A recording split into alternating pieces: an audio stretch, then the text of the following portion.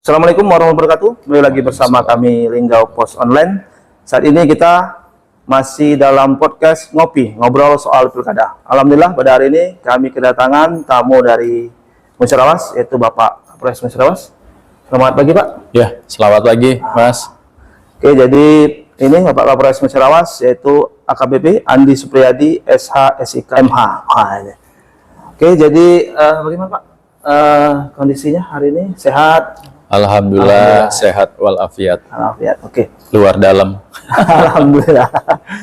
Oke, kita seperti sebelumnya bahwa kita akan membahas masalah pilkada, dan seperti diketahui bahwa tahun ini 2024 Musyarawat juga melaksanakan pemilihan kepala daerah untuk memilih bupati dan wakil bupati.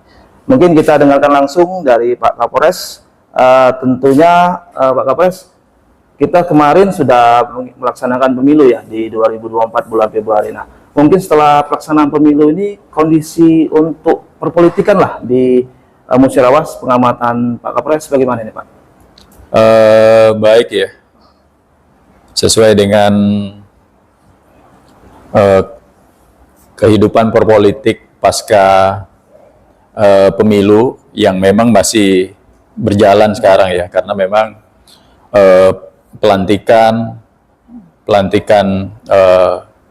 Presiden RI, DPR RI, DPD, DPR Kabupaten maupun DPR Provinsi itu kan nanti akan dilaksanakan di bulan Oktober semua ya. Di bulan Oktober semua. Memang alhamdulillah sampai dengan sekarang dari pada saat pelaksanaan Pilpres dan pemilu legislatif memang ada semacam riak-riak kecil ya, riak-riak kecil yang mengiringi pelaksanaan pileg di wilayah hukum Polres Musyarawat.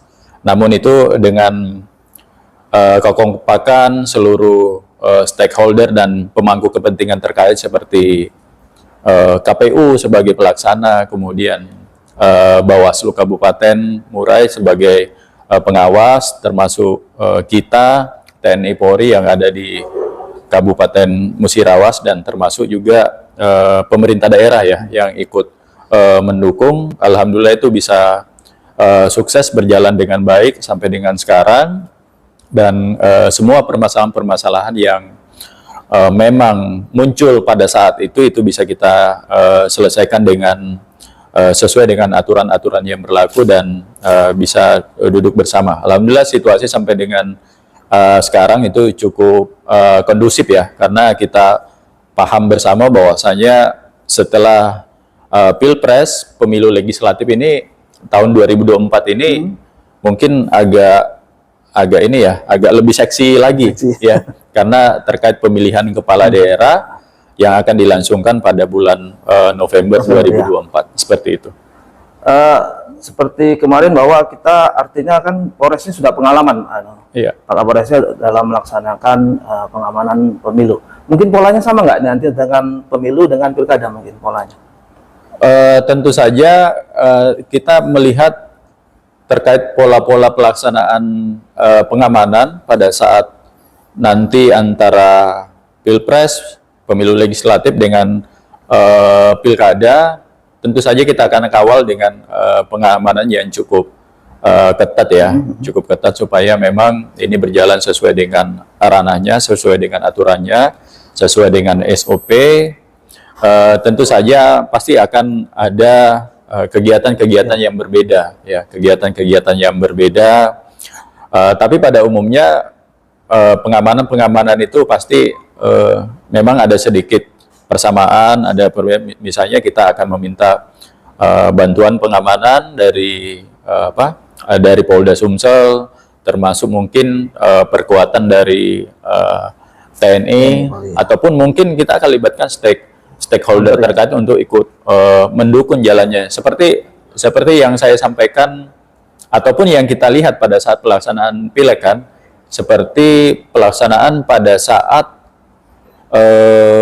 perhitungan suara, ya, pada saat perhitungan suara di KPU itu melalui sirekap, kemudian saksi-saksi semuanya kan, KPU itu sendiri di situ kan, di gudang KPU itu kan tidak ada sinyal sama sekali tuh, ya kan, tidak ada sinyal sama sekali tuh. Jadi mereka itu berdiskusi panjang dengan kita, ya, bagaimana tempat yang akan kita laksanakan untuk perhitungan suara, sedangkan ya mohon maaf, Kabupaten Musirawas ini belum ada gedung serbaguna, ya, yang representatif untuk kita gunakan untuk melakukan perhitungan suara di tingkat kabupaten. Beda dengan Kota Lubuk Linggau, ya, yang notabene-nya mungkin ya namanya aja kota, semuanya fasilitasnya lengkap. Kalau Kabupaten Muara ini kan aula sudah sangat terbatas, akhirnya gudang ini ya mau tidak mau ya dipaksakan, kemudian kita tinjau dari sisi keamanannya seperti apa waktu itu. Akhirnya kita bantu, ikut dorong KPU, kita bantu berkoordinasi dengan Pemda supaya, karena melakukan perhitungan Pilpres dan pemilu legislatif itu kan butuh sinyal, Sirekap itu aja butuh sinyal, ya. Jadi kita bantu dorong melalui pemerintah daerah, melalui Diskominfo untuk salah satunya untuk membantu perkuatan sinyal di situ. Ya, alhamdulillah ini bisa berjalan dengan baik. Bahkan mohon maaf, ya, kita bantu dari kami itu memasang CCTV dari segala arah, ya, dari segala arah kita pasang semua di sekeliling-keliling itu. Dan memang ya kalau lokasi sih menurut saya itu cukup steril, ya, karena memang jauh dari pemukiman penduduk, ya, jauh dari pemukiman penduduk, akses jalannya juga sebenarnya banyak dan tidak jauh dari apa istilahnya, jauh dari jalan besar jalan lintas, ya. Jadi memang cukup kondusif lah. Nah, itu bagian mengapa saya bilang cukup berbeda. Ada yang mungkin ada yang sama, ada yang berbeda. Nah, mudah-mudahan dengan pengalaman kemarin, ya, pengalaman kemarin kita akan apa yang kurang kita akan evaluasi. Mudah-mudahan ini bisa kita tingkatkan lagi terkait pola pengamanan kita supaya pemilu Pilkada tahun 2024 khususnya Kabupaten Musirawas ini bisa kami kawal dengan baik, aman, lancar, dan bisa kita menghasilkan pemimpin daerah yang betul-betul itu amanah dan menjadi pilihan rakyat seperti itu. Oke, kita lanjut lagi setelah ini di podcast ngobrol soal pilkada masih bersama Kapolres Musirawas. Jadi seperti penjelasan kemarin tadi, ya, bahwa tentu polanya berbeda, ya, antara pemilu dengan pilkada. Mungkin kalau untuk personil kita bagaimana, kemudian apakah tetap seperti kemarin, misalnya kekuatannya berapa, misalnya butuh bantuan dari Polda atau TNI sampai berapa personil misalnya, seperti itu? Iya, untuk pelibatan personil tentu saja ini dengan berkaca pada pemilu legislatif, ya, pemilu legislatif, Pilpres kemarin, memang kita menggunakan 2/3 kekuatan, ya, 2/3 kekuatan dari Polres Musirawas itu. Kemudian kita juga melakukan permintaan bantuan dari Polda. Kemarin kita mintanya itu memang yang realistis, ya, ada 60 personil, ya, karena memang kita tidak mungkin memakai kekuatan kita semua, sedangkan anggota Polres Musirawas ini kita itu ada 500-an. 500-an. Sedangkan kalau kita gunakan semua kekuatan itu tidak mungkin, sedangkan pelayanan masyarakat juga kan harus tetap berjalan tuh.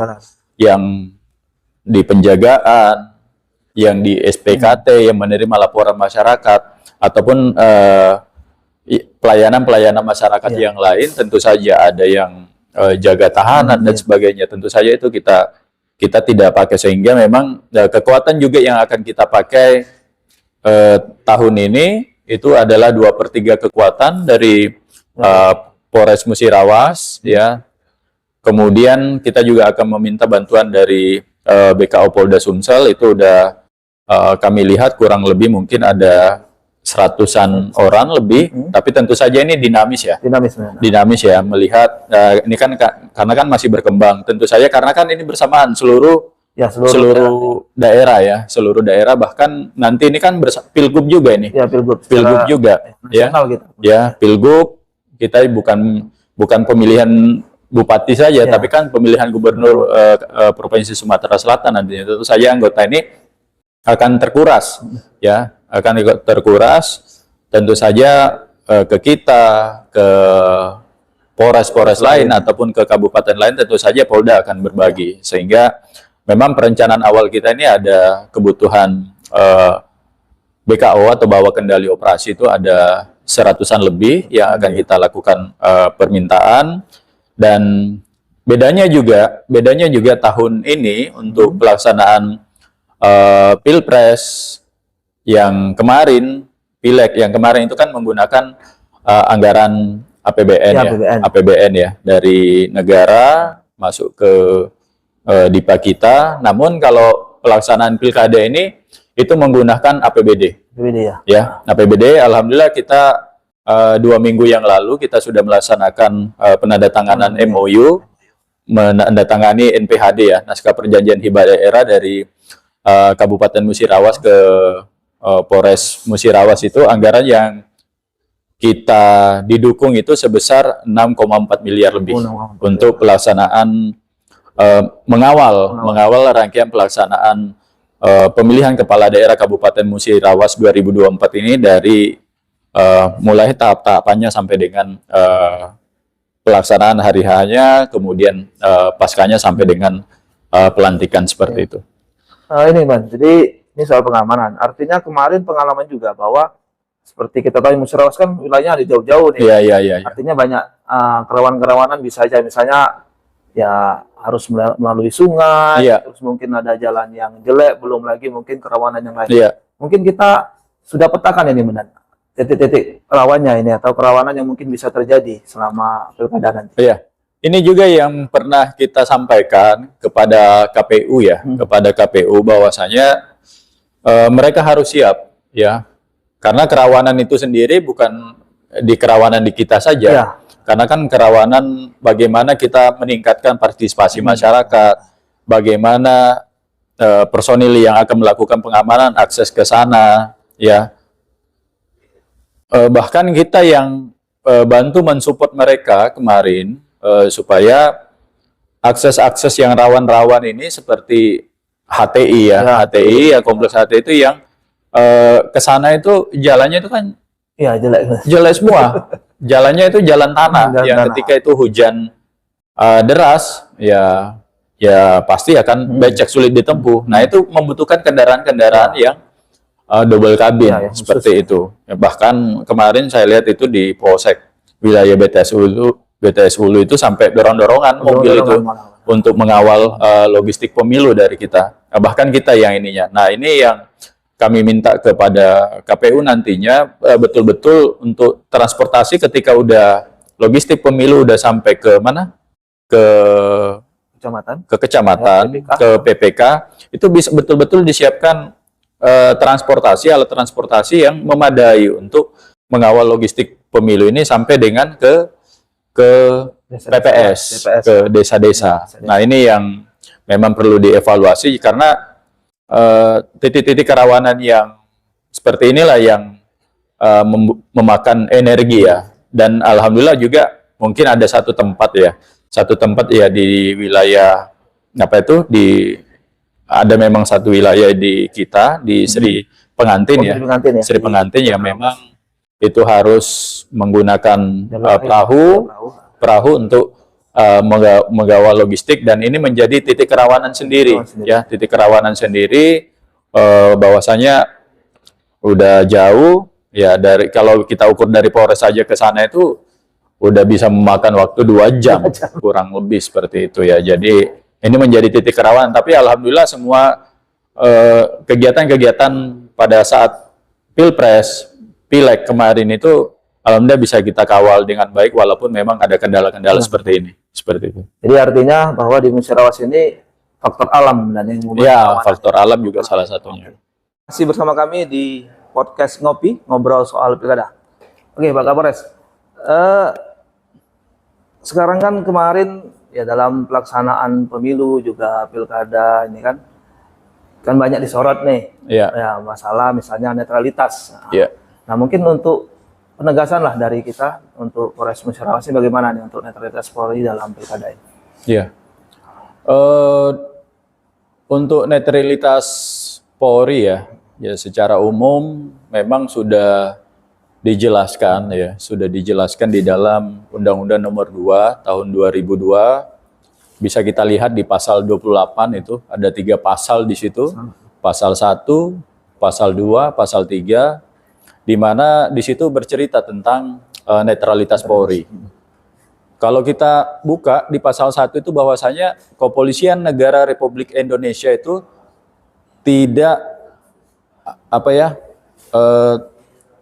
tidak boleh berpolitik praktis, tidak boleh terlibat dalam kehidupan politik, itu pasal 1, tidak terlibat dalam kehidupan berpolitik dan tidak berpolitik praktis, tidak melibatkan diri dalam politik praktis seperti itu ya. Ya mungkin baik secara langsung atau tidak langsung kan banyak sekali itunya penjabarannya. Kemudian yang kedua, Kepolisian Negara Republik Indonesia itu tidak memilih dan tidak dipilih, tidak memilih. Kemudian yang pasal ketiga itu dijelaskan lagi di pasal 28 ayat 3 ini, bahwasanya apabila ada anggota Kepolisian Negara Republik Indonesia itu ingin menduduki jabatan di luar kepolisian, dia harus mengundurkan diri atau pensiun dari Kepolisian Negara Republik Indonesia. Nah, itu bentuk ketegasan karena kiblat aturan di kita ini kan undang-undang yang paling tinggi ya. Itu di undang-undang kita sendiri yang menjadi panduan kita sudah jadi bagus sekali. Sudah bagus sekali di pasal 1, pasal 2, pasal 3 yang menunjukkan bahwasanya kita tidak boleh netralitas itu adalah hal yang paling pokok hal yang paling pokok. Sehingga apabila ada hal-hal ini yang dilanggar, tentu saja dia akan mendapatkan sanksi yang tegas sanksi yang tegas sesuai dengan ketentuan yang berlaku di dalam organisasi Polri itu sendiri, seperti itu. Oke. Jadi sebenarnya tadi kita ngomong soal netralitas Polri ya. Nah, jadi mungkin kita mungkin himbauan juga nih untuk masyarakat, mungkin stakeholder, seluruh pihak lah yang terlibat dalam pilkada ini. Bagaimana benar? Iya. Jadi tentu saja kami himbau kepada seluruh, karena ini masih dinamis saya baca masih dinamis, tiap hari yang mau nyalon bupati, balon lah ya, bakal calon. Banyak sekali saya lihat itu kalau kita melintas di jalan itu, bakal calon yang dulunya nanti kita ini secara ke partai aja. Nah, sekarang sudah mulai terang-terangan memasang baliho menjadi balon bakal calon bupati Kabupaten Musirawas. Banyak sekali saya lihat. Banyak sekali. Kemudian mungkin itu sebagai bentuk memancing warga memancing warga, apakah memang animonya itu akan banyak atau tidak. Kemudian banyak sekali banyak sekali yang termasuk yang jadi wakil bupati mungkin, tapi saya tidak menyebutkan orang per orang yang di sini yang bakal ini, tapi kami yang untuk independen sementara yang kita monitor lewat KPU itu yang mendaftar secara independen tidak ada. Tidak ada. Jadi kami hanya menghimbau kepada seluruh bakal calon, kemudian masyarakat, kemudian tim sukses nantinya. Tentu saja ini pasti sudah ada tim sukses masing-masing tim sukses masing-masing. Kami minta untuk mengawal dengan baik. Mari kita hidup berdemokrasi dengan baik, khususnya di Kabupaten Musirawas ini, mengawal pemilihan kepala daerah ini dengan berdemokrasi dengan yang baik, bersaing secara sehat karena kalau kita saling menjatuhkan, nanti yang ada itu permusuhan, nanti silaturahmi akan terputus dan sebagainya. Sehingga sekali lagi saya mengajak kepada seluruh yaitu bakal calon bupati atau wakil bupati, masyarakat, tim sukses ataupun pihak-pihak lain, mari kita amanah ya. Amanah. Amanah, bersaing secara sehat, masyarakat pilihlah pemimpinmu secara hati nurani supaya menghasilkan pemimpin yang baik untuk Kabupaten Musirawas, supaya Kabupaten Musirawas ini bisa maju terus ya. Di podcast yang diadakan oleh Linggo Pos ini, kami minta supaya organ-organ tunggal ataupun ini takutnya nanti dijadikan alat ya, media pada saat kampanye. Jangan sampai ini kampanyenya tengah malam kemudian menggunakan musik remix. Ya sekarang banyak sekali ya tetangga-tetangga kita di Kabupaten, ya mohon maaf lah, Kabupaten Muratara sudah ada satu warga Lubuk Linggo yang meninggal karena overdosis. Kemudian ada lagi di Kabupaten Muba yang sempat viral juga. Kita janganlah menjerumuskan masyarakat kita dengan mengadakan kegiatan-kegiatan yang bisa, ya pasti kita ikut berdosa itu. Pasti kita ikut berdosa mengadakan kegiatan-kegiatan itu karena kita tidak tahu pasti yang jualan narkoba itu. Tapi kalau sudah ada musik remix, pasti datang mereka itu. Ya, orang sudah banyak seperti itu, nggak akan bisa kita kendalikan lagi. Niatnya kampanye malah yang datang lain. Iya, yang datang lain. Jadi ya silahkan bersaing dengan sehat. Mungkin kalaupun ada musik bisa di siang hari lah ya. Kita hindarilah malam itu, karena kalau malam orang udah banyak itu sudah masa yang tidak terorganisir, kita nggak bisa kendalikan lagi kalau udah dalam jumlah yang banyak. Jadi ya alhamdulillah sampai dengan sekarang juga kami sangat konsisten ya, kami sangat konsisten. Siapa saja yang membuat hajatan malam dengan menggunakan musik remix itu pasti akan kami pidana.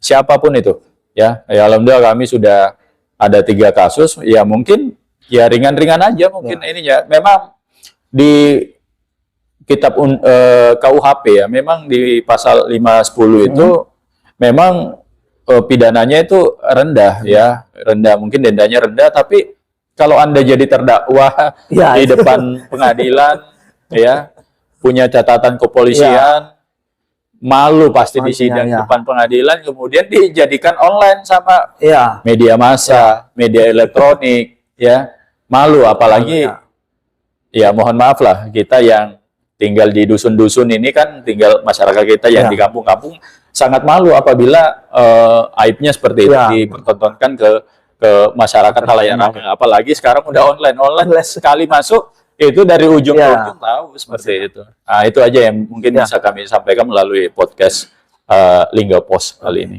Jadi artinya benar ya, walaupun kampanye siang pun ya jangan pakai remix. Iya itu ya. Silahkanlah mau pakai artis dari Jakarta, dari mana-mana silakan, tapi jangan mengundang musik-musik remix yang mengundang masyarakat itu untuk menggunakan narkoba seperti itu. Oke, demikianlah podcast kami hari ini dengan Bapak Kapolres Musirawas. Terima kasih Pak atas kehadirannya. Demikian podcast kami dengan Kapolres Musirawas. Kita akan kembali lagi dengan podcast selanjutnya. Wassalamualaikum warahmatullahi wabarakatuh.